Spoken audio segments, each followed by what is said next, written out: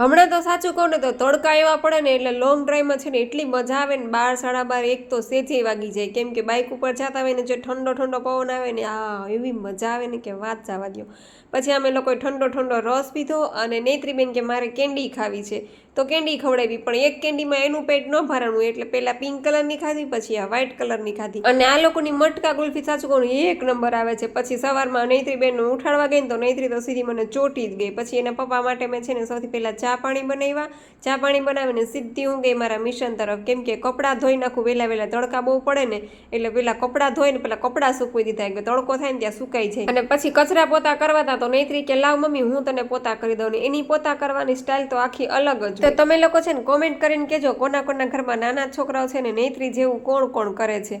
બસ એટલી વારમાં બપોર થઈ ગયા ને નેત્રી પપ્પા છે ને આ બધું ટિફિન લઈને આવી ગયા, રોટલી શાક ભાત. તો ચાલો બધા જમવા. વિડીયો ગમે તો લાઈક શેર અને સબસ્ક્રાઈબ કરવાનું ભૂલતા નહીં. આવજો. સીતારામ.